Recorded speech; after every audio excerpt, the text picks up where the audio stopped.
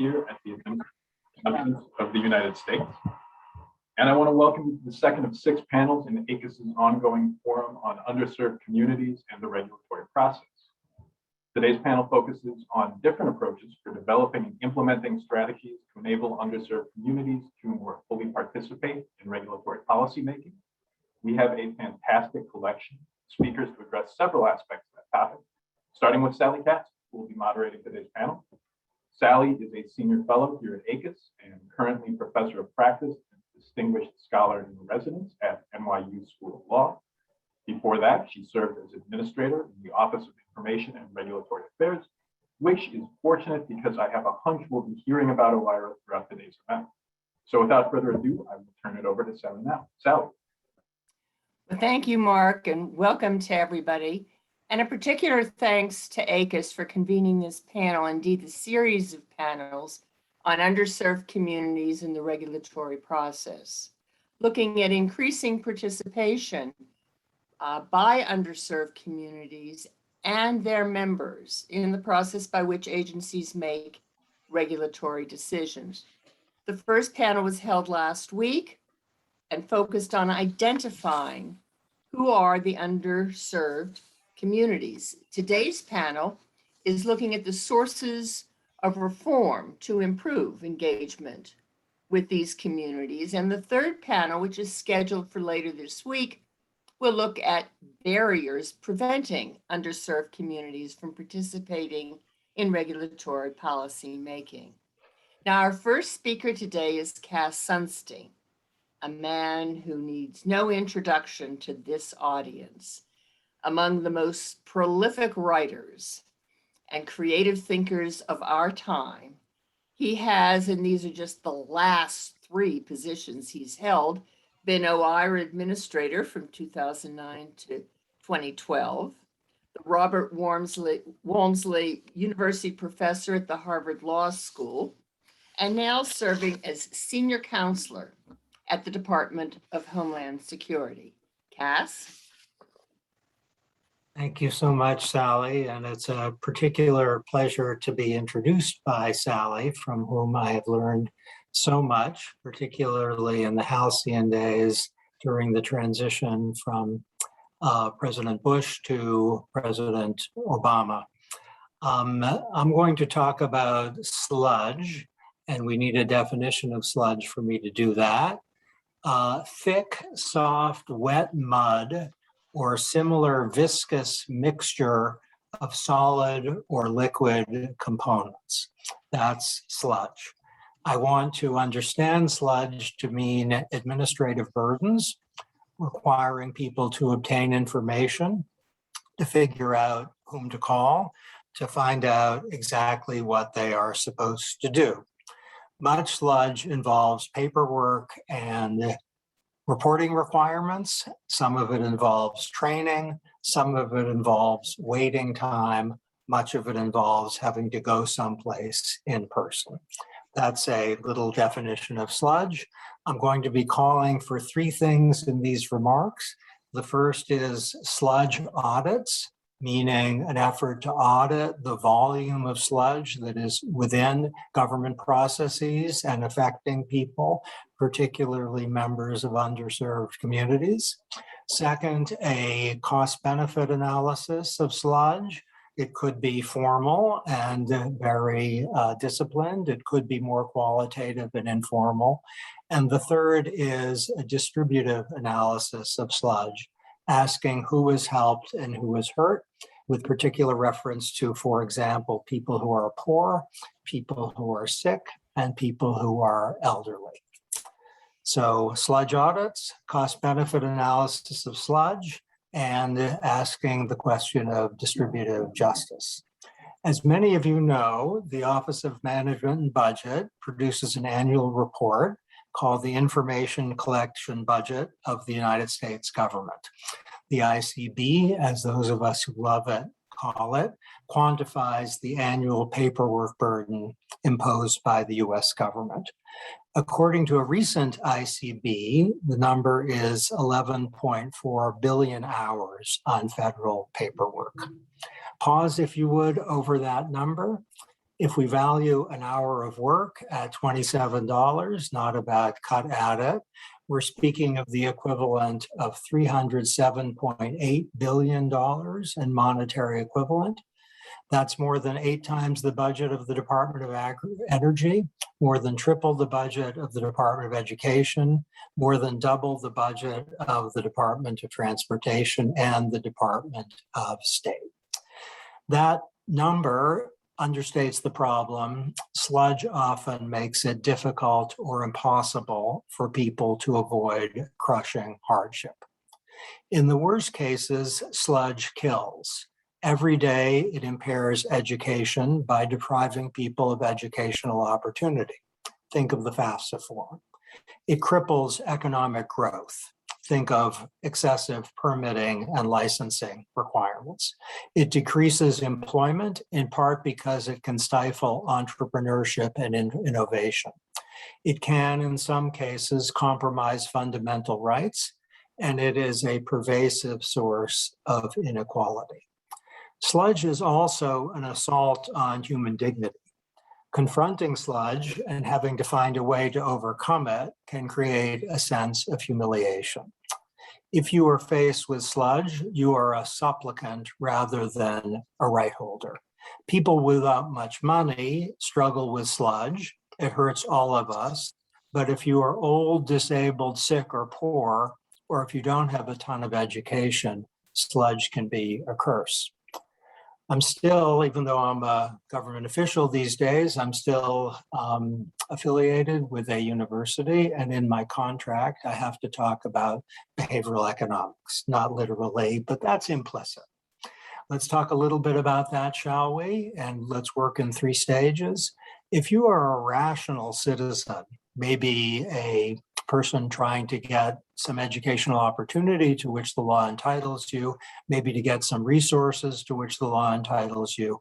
If you have to wade through sludge and deal with administrative process to get what you have a right to, even if you're entirely rational, the costs of sludge navigation may exceed the benefits. So you might give up just on the ground that it's too challenging, even if the eventual payoff is significant. If you are not fully rational, and this is stage 2, if you are subject to procrastination, as human beings are, if you focus on the short term and not the long term, if you have present bias, as many people do, or if you suffer or benefit from unrealistic optimism, sludge might be a wall that separates you from something to which you have a legal right. So if people are human, as they tend to be, rather than homo economicus, as they rarely are, present bias, procrastination, and unrealistic optimism can make sludge into an impermeable wall. But here in stage 3 is the heart of the problem from the standpoint of equity. What we know about the human mind is that it has limited bandwidth, even among those who have a lot of processing power. And if you're dealing with a health problem, an economic problem, a problem of depression, a problem of old age, then your processing power is likely to be reduced either because of literal limits or because you are dealing with something that's taking a lot of the processing power up, like navigating economic distress. The scarcity of cognitive resources can turn sludge into an extremely severe obstacle for people who are simply trying to get educational help or a little job training or some money that can make their days and weeks and months better. None of this means that sludge is always bad. It can be optimal or insufficient or excessive. If you're going to do something major with your life, sludge might be an excellent idea. Are you sure you want to? Questions from the government can be annoying, but they can provide individual and social benefits. Program integrity matters a lot, and sometimes sludge is essential to guarantee program integrity. But I'm here mostly to bury sludge, not to praise it, and to urge that it is a problem of the first order, not a problem of footnotes. To understand that, we need look no further than the response to the pandemic to see the United States has waged a war on sludge, one that has not been widely noticed, but that actually happened. The pandemic concentrated the bureaucratic mind, leading to impressive and brisk reforms. Some of the most aggressive sludge reduction efforts came from the Department of Health and Human Services in a kind of bottom-up process often. Reporting, auditing, and paperwork requirements were eliminated. In-person interview requirements were scaled back. Importantly, a lot of medical services were authorized through telehealth. Why did all this happen? One reason was a new cost-benefit analysis. When countless people are getting sick or poor, the harmful effects of paperwork and other burdens grow exponentially. In normal times, it might seem acceptable or sensible to tolerate a delay and to require people to do some less than fun work to ensure they really do qualify for benefits or to protect against some kind of harm. But if people are at risk of getting sick or suffering from severe deprivation, we might be willing to accept less than ideal safeguards. But there's another subtler factor behind the war on sludge. In the midst of the pandemic, many people have been scared, confused, overwhelmed, or anxious about their health or finances. They might have been dealing with kids at home, with sick or elderly friends and relatives, or both. They might have been sick themselves. Because they were frightened and preoccupied, they didn't have a lot of bandwidth to manage sludge, which could defeat them, and people in government knew that. It could defeat them with respect to programs on which their economic situation or physical and mental well-being depended. The United States has long had a program that gives free school meals to poor kids. The problem is that many parents didn't enroll their kids. They didn't manage the sludge. Maybe they didn't understand what they were supposed to do. In response to persistent low take-up rates, the USDA adopted a program called direct certification, which means that kids can be enrolled without their parents filling out anything at all. Sludge removal, according to a recent study, has ensured that more than 15 million kids have benefited from the program and others like it, about 91% of the eligible population. Sludge removal has had a big impact on the lives of those kids and their families. I'm urging here that we ought to be seeing sludge audits cropping up like beautiful flowers all over governments in the United States, including nationally, in which we're getting a count of the magnitude of sludge and getting clarity about individual contributors, whether they're particular paperwork mandates or particular forms. After the sludge audit, we need a cost-benefit analysis. Are the burdens really justified? Are they helping more than they're hurting? We also need to ask the distributional question, who is being helped and who is being hurt? Often the answer is sludge is hurting the most vulnerable members of society, which is why the question of equity is central to the program of sludge reduction. Sludge, I say once more, infringes on human dignity. It makes people feel that their time does not matter. It's a time tax. In extreme cases, it makes people feel that their lives don't matter. True, it's a stretch to see sludge reduction as a complement to the Universal Declaration of Human Rights.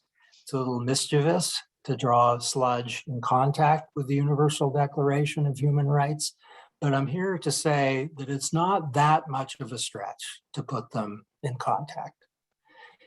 In the midst of a pandemic, I think a question often asked by college students around the room late at night, and sometimes by older people too, has new clarity, I think. The question is, what is it that human beings are most blessed to have?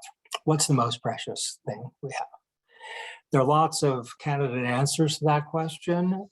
In 2021, I think one answer stands above all else, and the answer is a four-letter word, time. time is the most precious commodity that human beings have. Let's find, shall we, ways to give our brothers and sisters more of that. Thank you.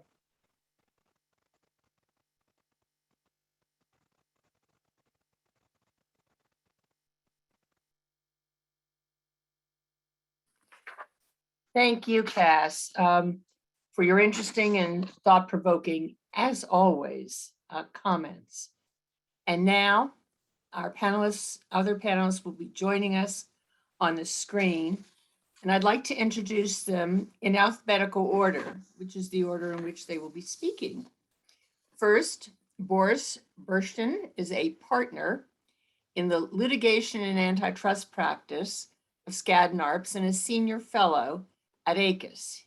He served in the White House counsel's office in the Obama administration, and then as general counsel OMB and acting administrator of OIRA during Obama. Second is John Graham, who is professor of risk analysis at the Indiana University's O'Neill School of Public and Environmental Affairs. He also served as administrator of OIRA from 2001 to 2006 in the George W. Bush administration. He too is prolific. His new book, which is now available for sale, is entitled The Global Rise of the Plug-in Electric Vehicle. Now, if you think we're heavy on OIRanians, and we are, our third panelist is here to keep us honest or push back on some of our positions or arguments. Bijal Shah. Bijal is an associate professor of law at the Arizona State University Sandra Day O'Connor College of Law. Her research lies in the intersection of administrative law and structural constitutionalism and is grounded in the specifics of agency dynamics. Her work appears in many prestigious publications and journals.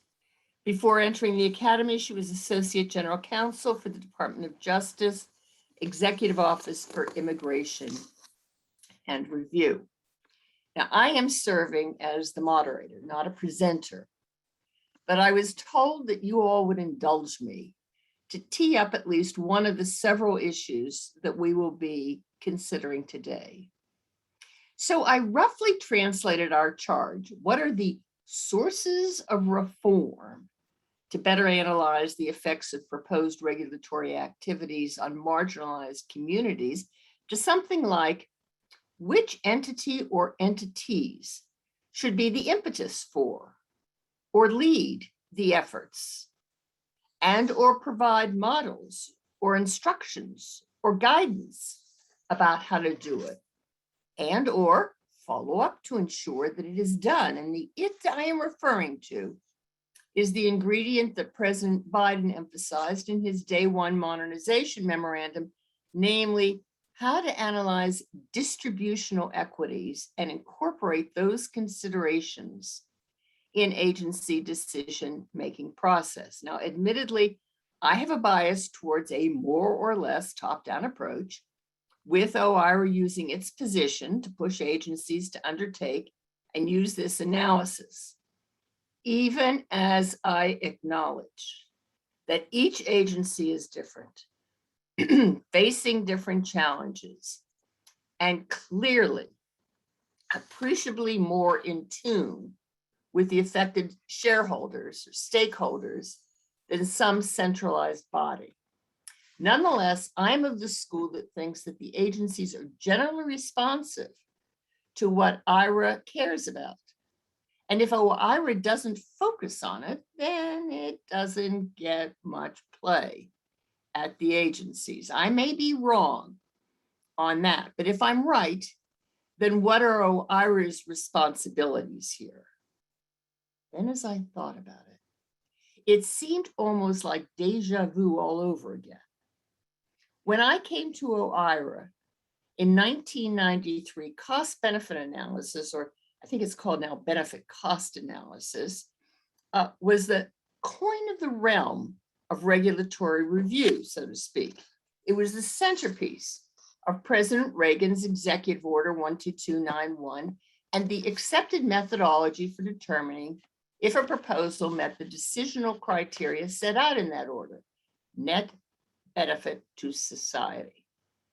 Now, while Executive Order 12866 changed many things about the Reagan regime, it retained the requirement that agencies undertake an economic analysis, typically CBA, and send it along with the draft regulatory action for OIRA review.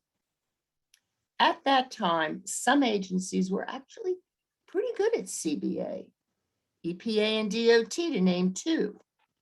But even though the requirement had been in place for over a decade, some agencies were woefully inept, or at least untutored, in undertaking such an analysis. Now that changed over the years as OIRA continued to push, continued to insist on CBA, and provided guidance and informal advice to agencies.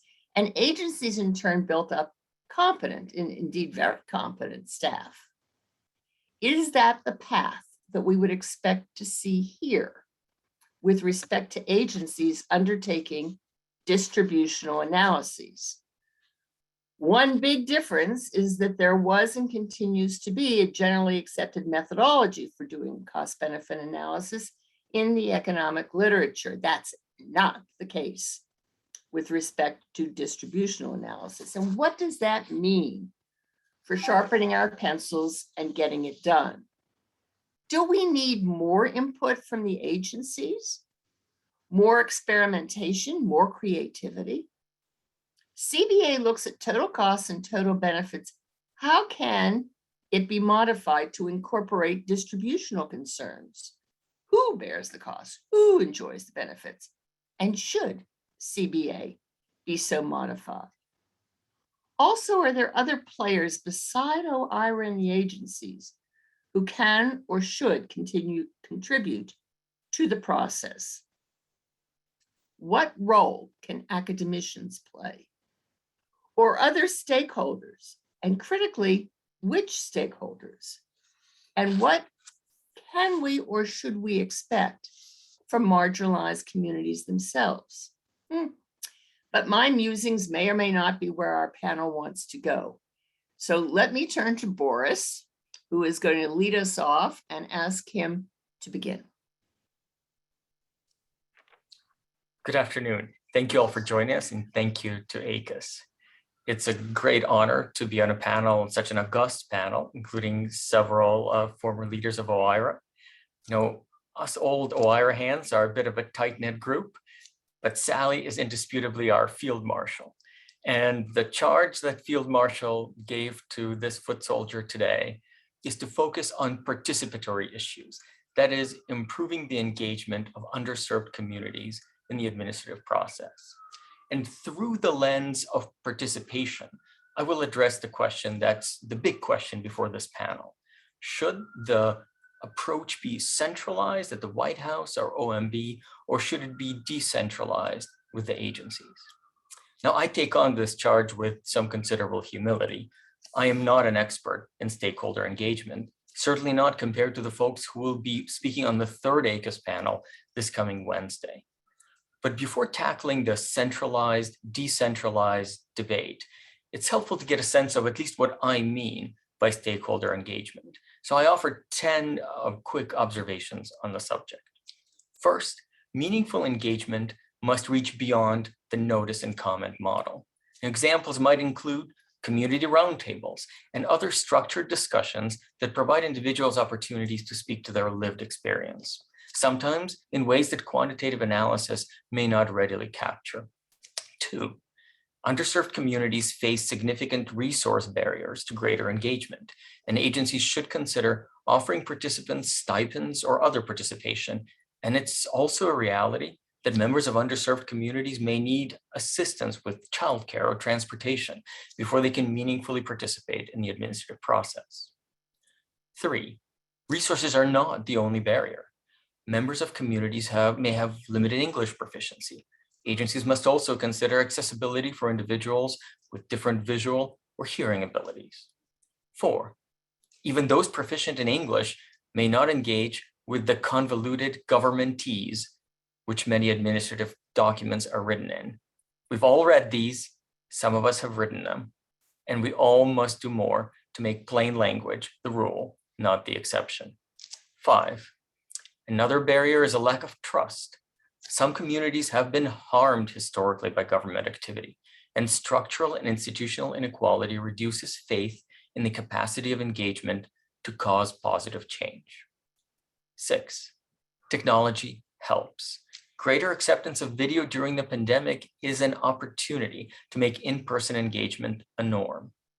In addition, many younger members of the underserved communities may prefer social media, for example, as a mode for engagement. 7, technology is not a panacea. Not all communities embrace social media, and we must be mindful of disparities in broadband access, for example, in our rural communities. 8, engagement with underserved communities may be best accomplished by local intermediaries that have built trust in those communities, nonprofit organizations, schools, faith-based leaders and organizations. 9, and Cass touched on this extensively, engagement must affirm the dignity and respect of participants from underserved communities. And 10, community engagement can be and probably will be resource and time intensive. We must not only devote the necessary resources, but also look for ways to measure success to make sure that those resources are well spent. So with those observations, I come to the question that ACUS framed for this panel about engagement with underserved communities. The relative merits of, on the one hand, a top-down approach in which White House manages efforts, and on the other hand, a more decentralized approach in which agencies have greater discretion to develop or implement reform. And in a sense, the question answers itself, because many of the strategies for improving participation of underserved communities that I just discussed can only be meaningfully addressed in the context of particular rulemakings or sets of interrelated rulemakings by particular agencies. Indeed, OMB came to the same conclusion in its report to the president just this past August. It wrote, "There is no one-size-fits-all approach to stakeholder engagement." Now, but even if complete centralization is impracticable, does the White House, and in particular OMB, have a role? I think it does. First, OMB can promulgate guidance encouraging, if not requiring, agencies to meaningfully engage with underserved communities. The guidance should set a framework for matters agencies should consider in designing their engagement strategies. Second, OMB can ensure transparency, accountability, and where appropriate, interagency coordination. Agencies should report on their engagement with underserved stakeholders to OMB at regular intervals and in standardized ways that allow for cross-agency comparisons. These agency-level reports should be made public, and OMB, in turn, should assess the progress of stakeholder engagement on a whole of government level. What are the successes? What areas need improvement? What are the priority next steps? Third, OMB should consider its own practices.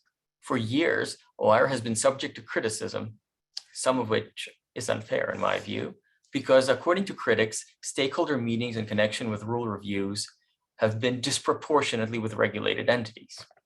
Why is the criticism somewhat unfair?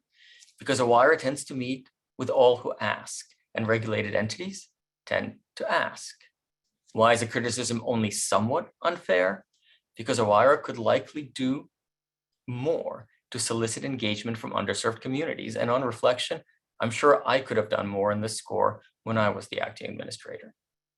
I expect the idea of affirmatively soliciting engagement will stretch OIRA's comfort level. Just as OIRA is more used to simply reviewing submitted rulemakings than prompting them, OIRA is also more used to receiving engagement than to eliciting it. But at a minimum, the first question we'll face from OIRA is, where will we get the additional staff to engage with underserved communities, and will that staff have the right expertise? And then brings me to the fourth priority for OMB, ensuring that agencies have the requisite resources for stakeholder engagement. Those include funding from the B side of OMB, but it also includes the human resources as coordinated on the M side of OMB by the Office of Performance and Personnel Management. The resource challenge may be greatest for small agencies like OMB itself.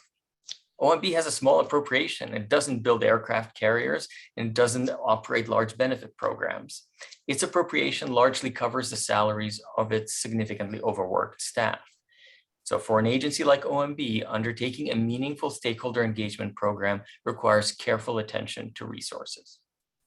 These are what I see as important central roles for OMB in a largely decentralized effort to improve stakeholder engagement. Sally, with those thoughts, back to you. Thank you very much. And I'm going to turn it over to John. Thank you, Sally. Let me start by applauding President Biden for instructing OIRA to investigate how federal regulations impact low-income households in this country. This, I believe, is a crucial step forward on the challenge that we're discussing in this session. Now, part of the solution, as you've heard, is more participation in rulemakings by low-income Americans or people who are concerned about their welfare. But it's also crucial to expand the analytic framework for regulatory analysis to include an explicit focus on whether this regulation is a good idea or a bad idea for low-income Americans. How can we design this regulatory framework so it makes federal regulations more equitable in their impact? Now, in the bureaucratic world of regulatory politics, analytic changes don't happen by accident. They require presidential instruction as a starting point, but they also require, as Sally has mentioned, technical guidance from OIRA to the agency staff on how to go about actually performing a distributional analysis or an equity-oriented regulatory impact analysis. I'm here to tell you, this is not as easy as it might sound. I've actually tried to do this, and in fact, I have recently co-authored a major study of how federal regulations of the automobile industry for safety, air quality, and fuel economy, how they have impacted low-income Americans. And what we find is that regulations, the good news is that the regulations do benefit low-income Americans, which predominantly use private automobiles for their daily transportation. They have experienced significant benefits from automobile airbags, from catalytic converters that clean the exhaust stream, and from electric vehicle technologies that are now entering the marketplace. The bad news is that regulations are also costly for low-income Americans, because they raise the cost of producing vehicles, and in some cases, they make it more expensive to own and maintain and operate a vehicle. As a result, a valid distributional study of auto regulations needs to look at both sides of the equation, the costs and benefits, not just to society as a whole, but to low-income Americans. Now, in the course of our study, we stumbled on some very disturbing findings. We learned that some federal agencies do not even collect information, poverty-related information, about the benefits of their program.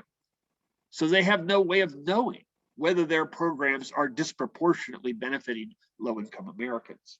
So for example, when automobile crashes occur, the federal government does not collect basic income data on the motorists who are killed and the motorists who survive the crashes. We just don't know the relative proportions of low-income people and not who are surviving these crashes. That means we don't know how many low-income Americans, how many lives were saved by automobile airbag systems. Likewise, the federal government does not have a comprehensive data system on how personal exposures to air pollution vary by income level. There are numerous studies in the literature, and they're all using what scientists call proxies. That means when you don't really have the information you need, you creatively try to create some metric to cover up the fact that you don't have the ideal information you need. Now, what I'm saying is agencies will need to make new investments in improved data systems in order to perform equity-oriented cost-benefit analysis. I hope Cass is still on the line because I'm proposing more sludge. But Cass did acknowledge that in some cases, you have to create a little sludge in order to create some benefits. And we are going to have to do that in the case of equity-oriented cost-benefit analysis. It's also important to get beyond political correctness on this topic and ask hard questions about how new technologies will actually influence the lives of low-income Americans. In some cases, it will be good. In some cases, maybe not so good. In the long run, for example, electric cars may be a great deal for low-income Americans because they are very cheap to operate. In the near term, however, electric vehicles are not very practical for low-income Americans. Those people often don't have a place to charge their vehicle at home, so they will have to use so-called public charging networks. Let me assure you, and I've studied this, that public charging networks are not necessarily a fun place to be. They're not convenient, they have expensive electricity, and you can get in waiting lines if you're in an area with a lot of electric cars. In addition, heavy use of public fast chargers can actually degrade the performance of your battery pack. And that means as your car gets older, you may have to replace your battery pack. And that is very expensive. $4,000 to $10,000 for a battery pack replacement for many of these electric vehicles. Their warranties only last 8 years and 100,000 miles. Who are the people who predominantly use vehicles that are beyond the warranty period? They are often low-income Americans. So we will solve these problems eventually with new technology and with new policies, but I make this point to illustrate a careful analysis of the impact of electric vehicle technologies on low-income Americans is actually a pretty complicated analysis, and it requires some objectivity to enter that analysis. I conclude with two constructive suggestions. One is we need a couple agencies to step forward, as Sally has suggested, and innovate and provide model analyses of how low-income Americans will be impacted by new regulatory policies. And then other agencies can look at those and adapt the innovations they have that are applicable to their own regulatory issues. And second, there is a very obscure technical guidance document out of OMB called Circular A4. And this little document needs a little sprucing up in the area of equity-oriented cost-benefit analysis. And that's a practical thing that OIRA could do. Thank you very much. I look forward to the comments and questions. Thank you. And speaking of comments and questions, we have a very large audience, but we are very interested in what some of you have to say. And so if you can put in the, I think it's in the Q&A box, your questions, not necessarily your answers, but your questions for the panelists. If you want to identify for whom the question is, to whom the question is directed, that's fine too. But we're looking forward to having your input. But it gives me great pleasure to turn the microphone over to Bijal. Thanks, Sally. And hi, everyone. It's a delight to be here speaking with this terrific and experienced group. And thanks as well to ACUS for putting on this entire multi-day program on how best to serve vulnerable communities. I'm glad that in this panel, we're focused on this important matter of what role the White House should play in developing and implementing policies aimed at improving underserved communities' access to participation in the regulatory process. And I very much appreciate the focus thus far on OMB and OIRA.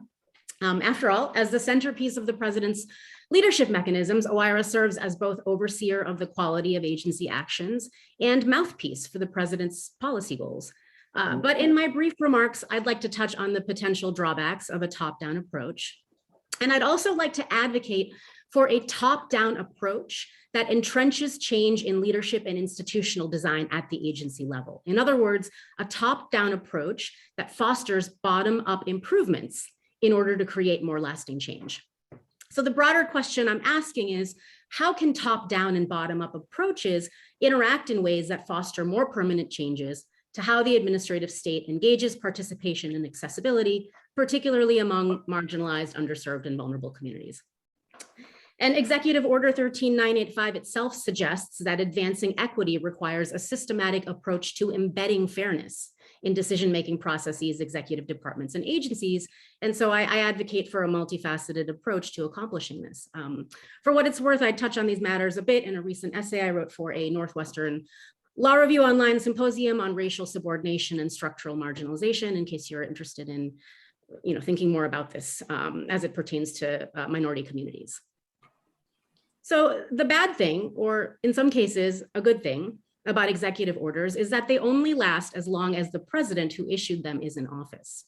So as a result, we might argue in favor of expanding OIRA's role in order to better serve certain values over time, right? And Ricky Revesz, Sally, your colleague at NYU, has suggested that OIRA must be pushed beyond its traditional stance as a reactive player in the regulatory review process and evolved beyond its usual tack of pushing back against regulatory initiatives only when the benefits do not justify the costs. This perspective complements his other work on the distributional consequences of regulation, which advocates either for OIRA itself or an OIRA-like body to enforce presidential initiatives that focus on distributional outcomes. And so we might liken this approach to the way in which OIRA has fostered a strong culture of cost-benefit analysis since the Reagan administration. A strong presidential enforcement body could encourage a similarly strong orientation among agencies toward taking into account the distributional outcomes of regulation. While this is an attractive approach in many ways, it's nonetheless idealized. After all, the reason that cost-benefit analysis has proliferated throughout the government and has been the favored approach for presidents regardless of political party is because it is a way to strengthen political control over agency action. And notably, the control fostered by CBA can be used to further any sort of substantive policy or agenda, which renders it useful to presidents regardless of their partisan leanings. However, an interest in evaluating distributional consequences, enhancing participation for underserved communities, focusing on equity, or more generally improving distributional outcomes does not benefit a president's capacity to wield control over agencies for their own policy purposes. So as a result, it seems unlikely that presidents will employ OIRA to further these values, in particular across changes in administration and shifts in party dominance. So what can we do about this? The answer is not to forego centralization altogether. Rather, political appointees, including White House officials and heads of agencies, as well as expert civil servants, should work together to entrench change in the administrative state that is resistant to shifting political winds. In other words, it would be beneficial to use Biden's executive order, which will surely be revoked once the opposing party comes into office, as an impetus to change administrative structures and practices on an agency level. In doing so, the White House might better ensure that improved administrative access to and outcomes for underserved communities become part of agencies' standard operating procedures. And in fact, OIRA under Biden could play a primary role in entrenching these changes in the administrative state. Indeed, the more carefully and collaboratively this is accomplished, the more likely these changes are to stick. So what might this look like? Let me mention some possibilities, which I'm happy to discuss more in the Q&A.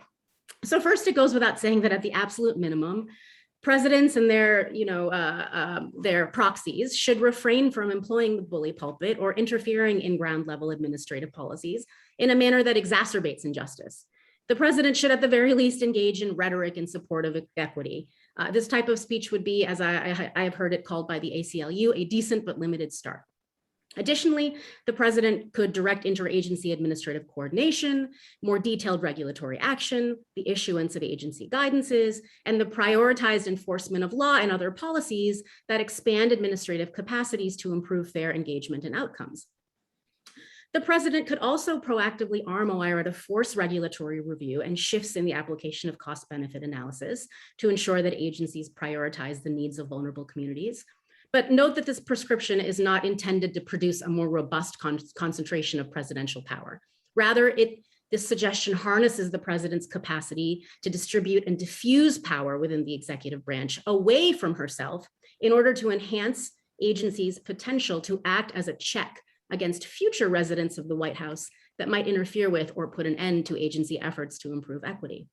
In addition, The White House, including the current OIRA, might require agencies themselves to identify, investigate, and discontinue administrative policies that render participation inaccessible to some. Also, the White House could appoint policymakers that encourage the proliferation of civil servants that have an interest in furthering equitable administrative policies. And finally, the White House could empower offices within agencies, such as offices of civil rights, which are currently both ubiquitous and rather toothless, or a set of newly created institutions serving as mini OIRAs within agencies to improve regulatory processes and distributional consequences.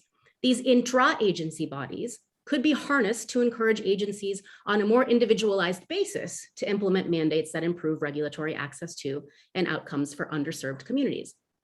So ultimately, as Professor of Public Policy Brian Williams has written, the president could lead the effort to foster a new administrative state dependent on regulatory agencies and public administrators who are anti-racists and who seek to create and promote a fair, just, and equitable approach to public administration.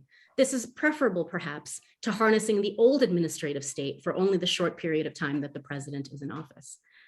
Thanks for your attention, and I'm looking forward to our conversation.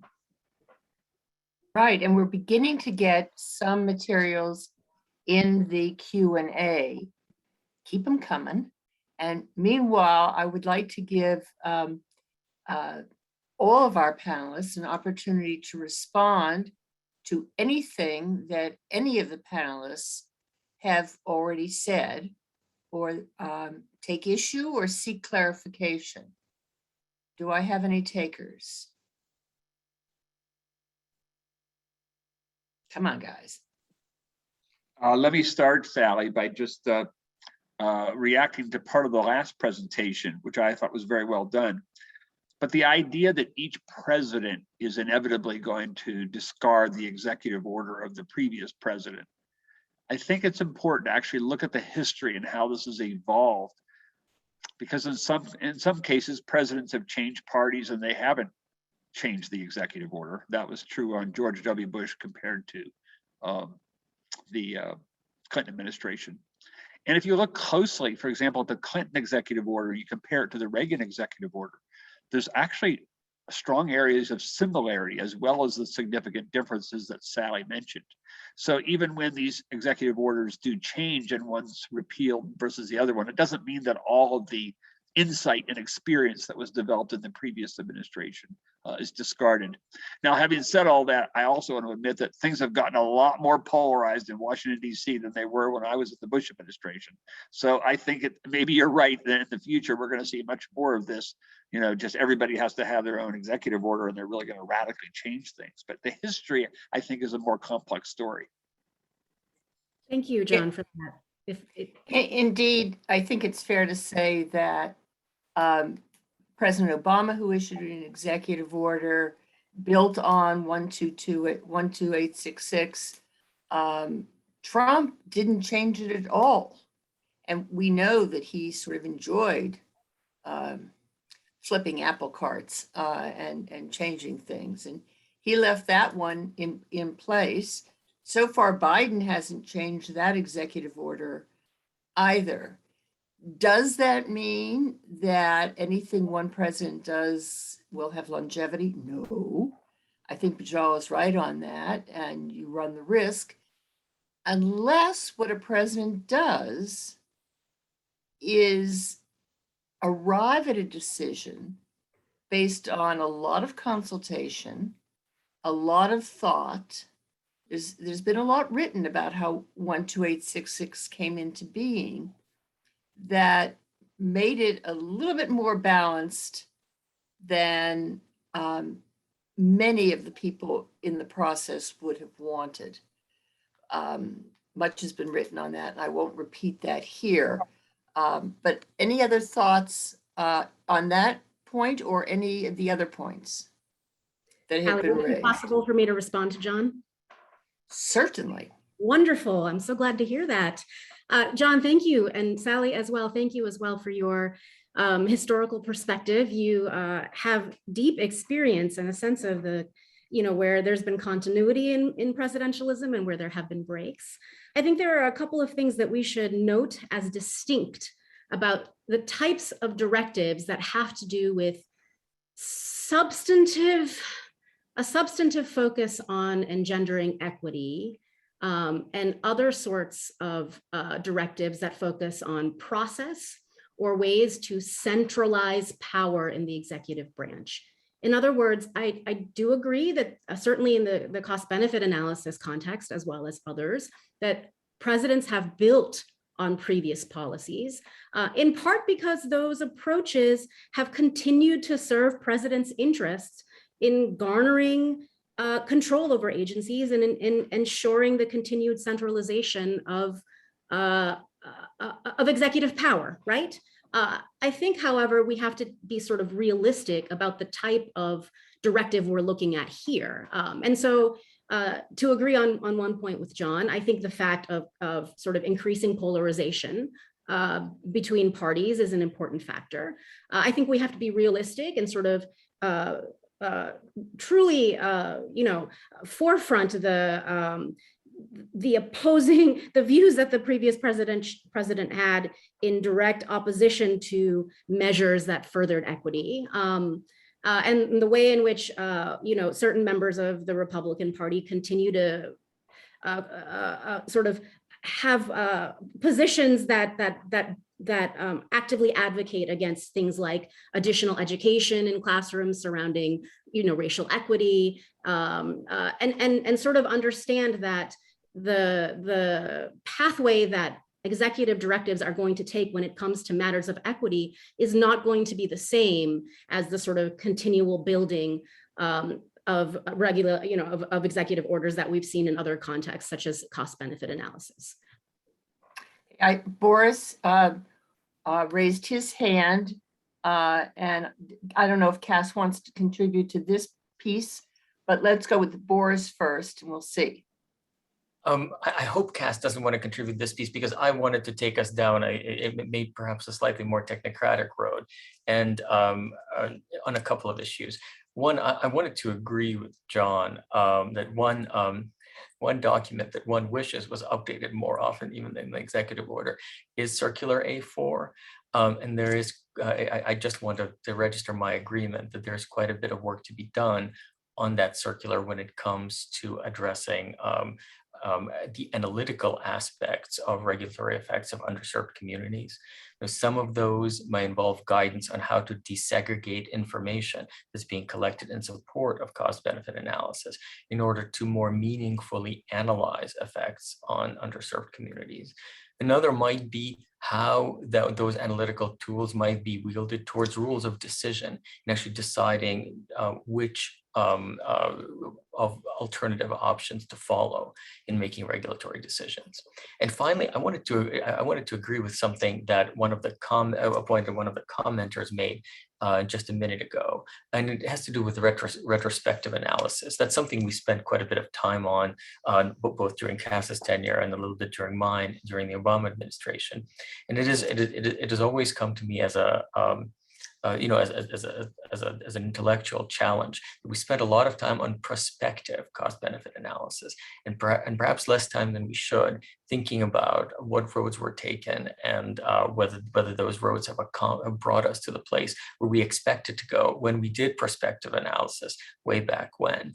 And I think one significant area for research here is what effects have rules had on underserved communities, and can we take a step back and think about what could have been done differently now that we have access to some meaningful information about regulatory outcomes. Thank you.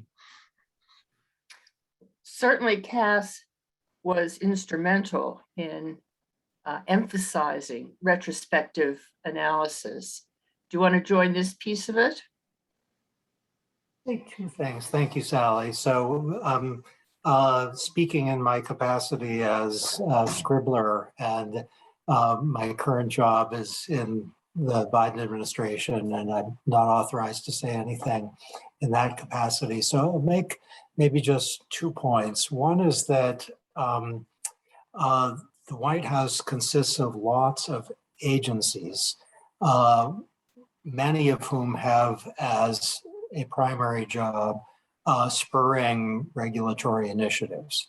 So the idea that OIRA should be spurring OIRA regulatory initiatives should be put in contact with the fact that the Domestic Policy Council and the National Economic Council, and sometimes the Office of Science and Technology Policy, sometimes the Council of Economic Advisors see that as their role. So that's an institutional not detail that bears on equity and how to achieve it. The second is kind of a footnote to John Graham, which is the best paper I know on distribution and regulation is by Daniel Hamill. It's coming out of the University of Chicago Law Review. It's available. It's called Regulation and Redistribution with Lives in the Balance. And it underlines John's point about the complexity in an interesting rather than oh my gosh way of the investigation of the empirical effects of distributional analysis, where it might be that the beneficiaries of regulation are disproportionately people who need and deserve help, but it might be that the cost bearers are disproportionately those who need and deserve help, and both are really important. Hamill's conclusion is that that doing it turns out to be a fool's errand for institutional and trade-offy reasons. I'm not sure he earns the conclusion, but it brought me up short, actually, the rigor of his analysis, with particular reference to particular regulations where he does the analysis. Interesting. Thank you. Does anyone want to pursue the issue that Bijal raised, that the concentration of authority or power in OIRA is designed to enhance presidential power, and that is it is both the objective and the result of centralized review? And in that context, it was presented as almost a negative, that this is the president grasping at more power. Is that how others see it?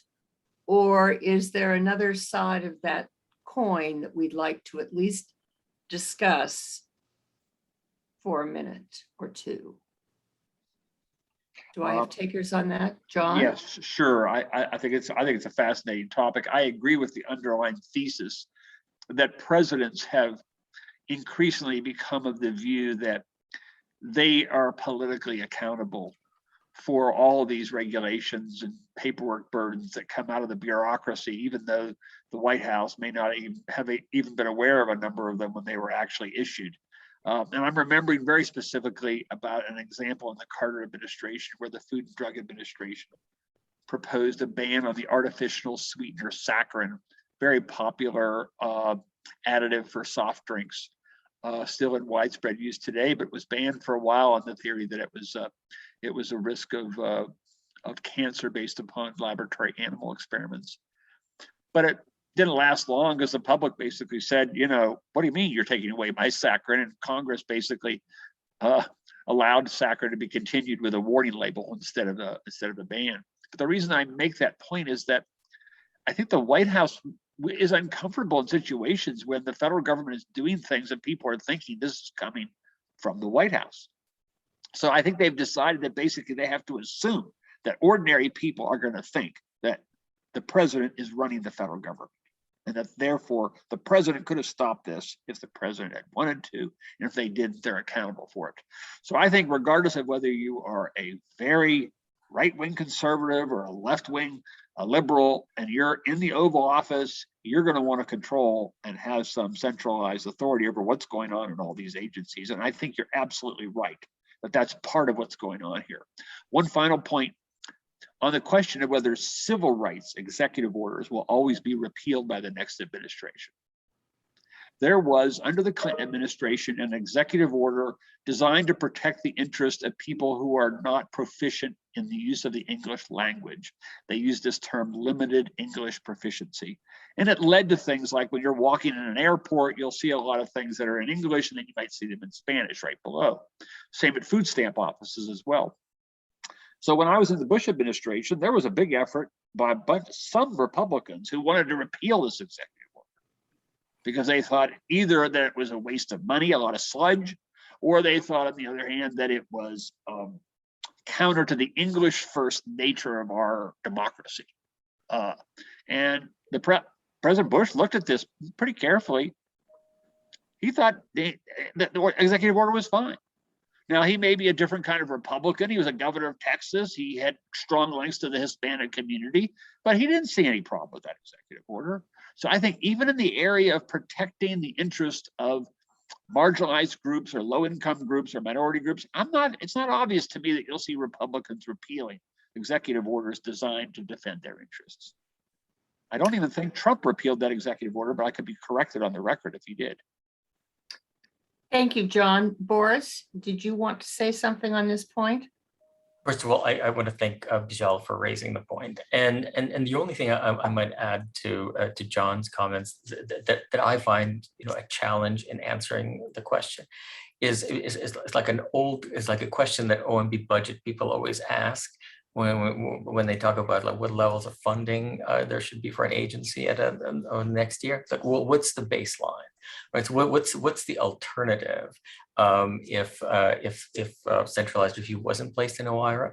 I mean, I think the if the alternative to centralized review at OIRA is an environment of agency autonomy, there's no doubt that the effect of centralized review is to enhance presidential ability to control agency action.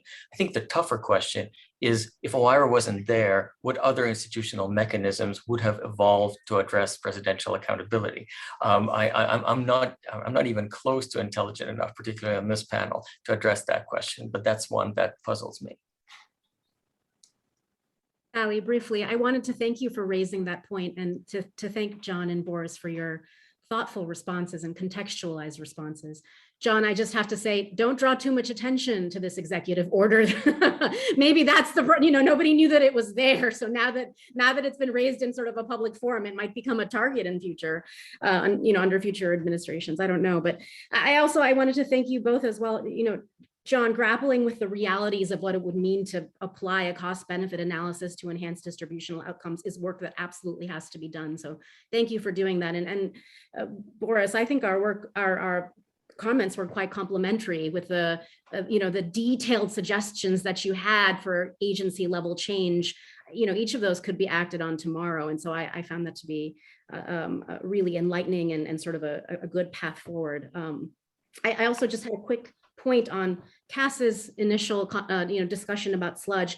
I think he implies this in what he said, but I want to sort of put a fine point on it, which is to say that sludge is not only dehumanizing and difficult to grapple with and particularly challenging for vulnerable communities. I think under the guise of maintaining program integrity, sludge can be exclusionary. In other words, in some cases, it may exist precisely to keep people out, not just as incidental to its existence, but as a purpose of its existence. And I think that's one of the things we should sort of look closely at if we're doing an auditing of sludge. As an institutional matter or as an historical matter, when was, maybe cases like welfare or other situations in which sludge was precisely created to ensure that certain communities had less access than others to benefits and rights, even in some cases. And so I appreciated that approach and thought we might think about it in even that more sort of as more of an intentional mechanism of exclusion in some instances. That's helpful. I'd like to go back to what you were referring to at the beginning of your response when you talked about how to incorporate into cost-benefit analysis this analysis of distributional equities. And I'd like to turn to John for that. in particular, we have a question in the Q&A that says that lack of data and specificity to affected subgroups can limit ability to do much more than describe the effects and the maximum and minimum extent of a problem. How can these less precise but more distributional effects-oriented analyses ever be put on an equal footing with quantitative data presentations?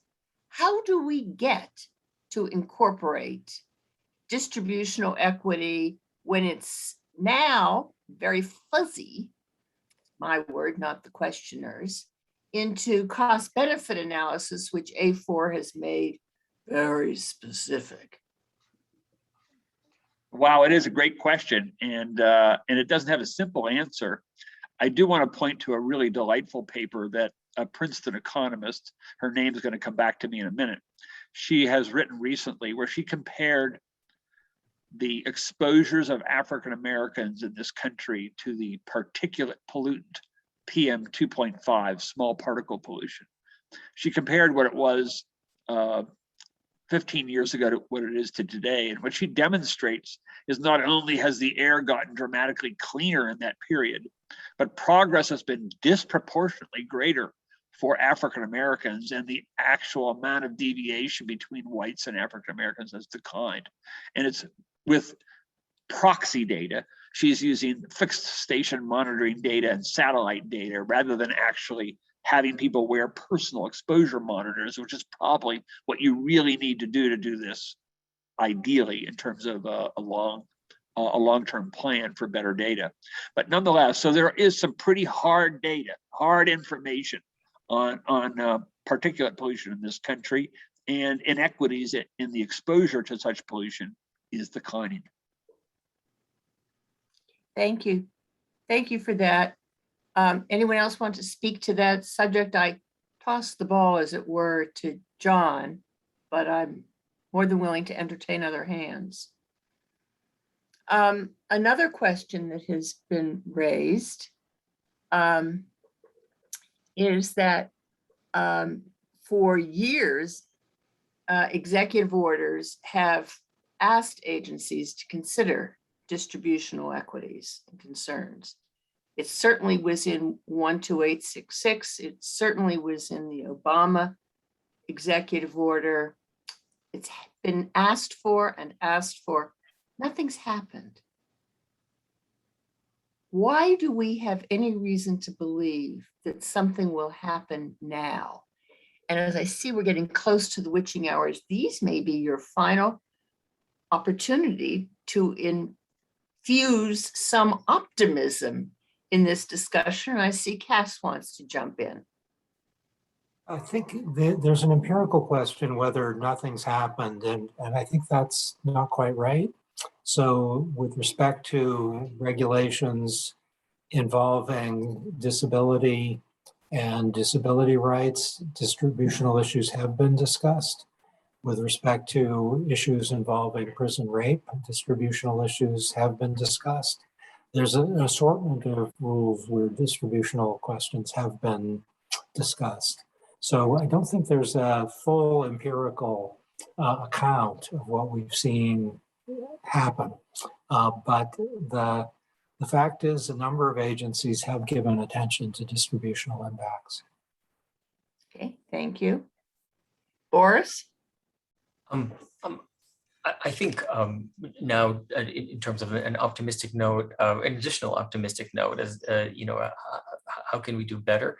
I think one of the lessons of this panel that maybe can be a bridge across all speakers is that, instead of the kind of a reverse Nancy Reagan approach, just say yes to distributional analysis, we have to focus on how to do it, and giving agencies the resources to do it well, and then holding agencies accountable for doing it. I think those are those are some pathways for making further improvements. Bijal, final comments? Yeah, I mean, to respond both to the question about, how can cost benefit analysis or how can the evaluation of distributional outcomes ever be on par with cost benefit analysis because of the fuzziness of the former as compared to the latter. As our understanding of what a cost is and what sorts of information and data that does exist, as Cass mentioned, or John mentioned, excuse me, expands, cost benefit analysis can be sort of brought up to speed with our new and evolved understanding of the costs that we should take into consideration as important. I just wanted, that's really just an addendum to what John had to say. In terms of a positive or optimistic final comment, I think,